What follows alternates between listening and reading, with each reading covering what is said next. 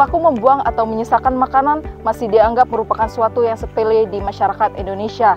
Padahal perilaku membuang sampah makanan ini bisa berdampak banyak hal di kehidupan kita. Sejauh mana Indonesia darurat sampah makanan? Mari kita simak literasi pangan berikut. Indonesia menjadi negara penghasil sampah makanan terbesar kedua di dunia. Menurut data Badan Pangan Nasional, setiap tahun terdapat 23 sampai 48 juta ton makanan terbuang menjadi sampah. Jumlah ini jika dikalkulasikan dapat memberi makanan kepada 61 sampai 125 juta orang di Indonesia. Bagaimana dengan Bangka Tengah? Data Kementerian Lingkungan Hidup dan Kehutanan menyebutkan bahwa pada tahun 2022 di Bangka Tengah tercatat ada sekitar 30.000 ton sampah, di mana 12.000 ton dari sampah tersebut merupakan sampah makanan. Jumlah yang cukup banyak, padahal masih terdapat 16,2 juta orang mengalami kelaparan di Indonesia. Sampah makanan kerap disepelekan dan dianggap mudah terurai karena termasuk sampah basah yang alami. Padahal sampah makanan sama berbahayanya dengan sampah plastik, terutama terhadap lingkungan. Assalamualaikum warahmatullahi wabarakatuh. Saya Dian Akbarini, Kepala Dinas Pertanian dan Ketahanan Pangan Kabupaten Bangka Tengah.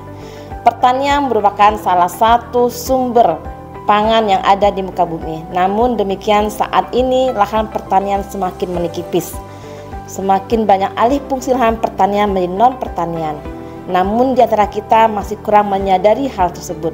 Masih banyak kita lihat makanan yang tersisa di piring makan, masih banyak sampah sayuran yang teronggok di tempat sampah.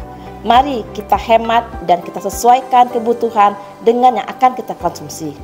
Stop boros pangan, for the people, for the environment. Assalamualaikum warahmatullahi wabarakatuh. Sampah makanan yang tertimbun di tempat pembuangan akan menghasilkan gas metana. Gas ini merupakan bagian dari gas rumah kaca yang akan memicu pemanasan global dan perubahan iklim.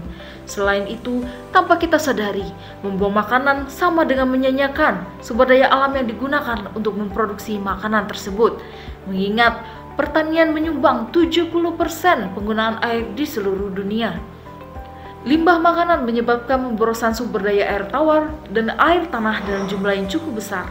Belum lagi, tenaga petani yang digunakan untuk menghasilkan pangan juga akan terasa sia-sia. Mengetahui berapa banyak makanan yang terbuang menjadi sampah dan dampak negatifnya bagi lingkungan, membantu kita untuk mengetahui bahwa kita bisa melakukan sesuatu tentang permasalahan ini. Makanan menghubungkan kita dengan orang lain, dan makanan juga dapat memberikan kebahagiaan kepada kita. Jadi, jika kita sangat bergantung pada makanan, kenapa kita sanggup untuk mensia-siakan makanan tersebut? Ada beberapa aksi yang bisa kita lakukan untuk menghentikan pemborosan pangan ini. Pastikan kita membuat daftar belanja sebelum pergi ke pasar atau supermarket. Selalu cek tanggal kadaluarsa pada kemasan dan membeli makanan yang kita butuhkan saja. Terapkan sistem first in first out. Habiskan pangan yang telah dibeli terlebih dahulu. Sharing is caring. Berikan makanan yang masih layak kepada orang yang membutuhkan. Dengan melakukan ini, kita bisa membantu semua orang untuk dapat mengkonsumsi makanan yang layak sembari menjaga lingkungan kita.